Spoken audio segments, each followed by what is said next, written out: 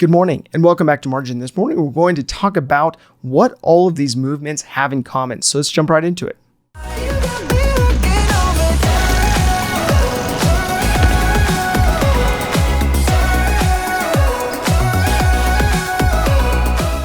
So what is the common thread that you can identify between these movements? So the first movement we looked at was minimalism and the minimalist finances. We looked at minimalism with Joshua Milburn and Ryan Nicodemus, and their focus on how to live a meaningful life through a more concerted effort of knowing what you value most and making room for that.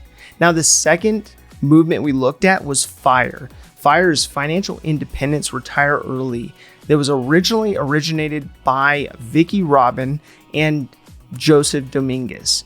And it focuses on lowering your overhead, increasing your savings, and setting yourself up to live a life on your terms. Now, the third movement we looked at was tidying up. We looked at tidying up with Maria Kondo. Basically, that process which focused on looking at only keeping the items in your life that bring you joy. The fourth movement we looked at was the tiny house movement. We looked at the tiny house movement that originated by Alan Wexler that focuses on the ability to lower your overhead, live in places that you may not be able to otherwise afford, and enjoy more of what you otherwise may not have been able to without cutting that overhead. So moving from a fixed location to one that can be both more flexible but also have lower costs can allow people to have a nicer space even though it is smaller. So the fifth movement had to do with van life. We looked at van life with Foster Huntington, who is the originator of #vanlife. That focuses on the ability to limit your footprint even further, as well as allowing you to have more flexibility and mobility. The sixth component looked at financial minimalism. And although this one was a very difficult one to define, we looked at financial minimalism that focuses on financially setting boundaries for your spending, to cut back in areas that don't matter in order to focus on areas that do. Now, all of these look at and focus on what is considered countercultural from the consumerism or even ultra consumerism focused world that we live in. All focus on building margin. All of these movements focus on building some level of margin in some area of your life. Now, whether you're looking at seeking margin for the purpose of living a meaningful life or the disciplined pursuit of less, margin is the space outside the chaos.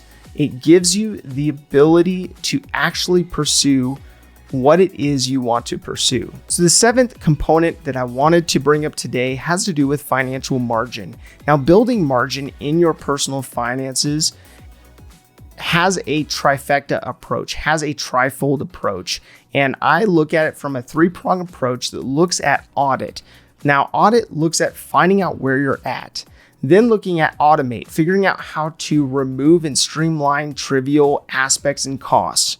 Then figuring out how to grow through augment and in order for you to build wealth. Now, this focuses not only on the defense mechanism of scaling back and spending on what matters most to you, while taking also new ground in order for your income and your sources of income to grow through the offense, so that you're able to, by default, build margin. Now, all of these approaches look at a level of intentionality around figuring out what matters most and focusing your efforts to accomplish said thing. Do you have the motivation to live a lifestyle that allows you to go on an evening walk with your family?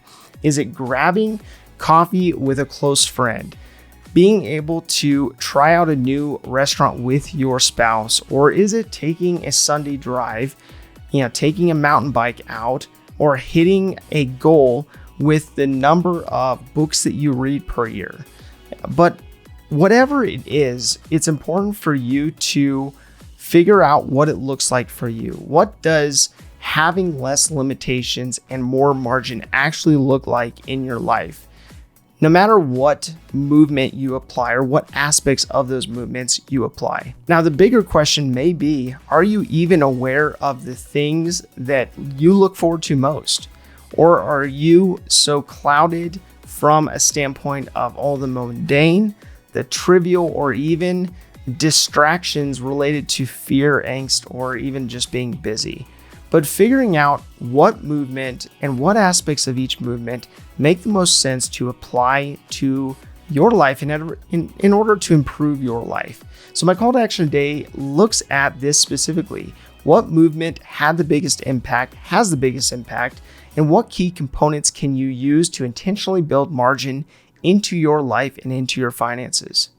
If this information is helpful to you, please do like, subscribe, and hit the notification bell so you're reminded to come back on a daily basis and improve in managing your personal finances. Thank you for your time. Enjoy your day, and we'll see you back here tomorrow.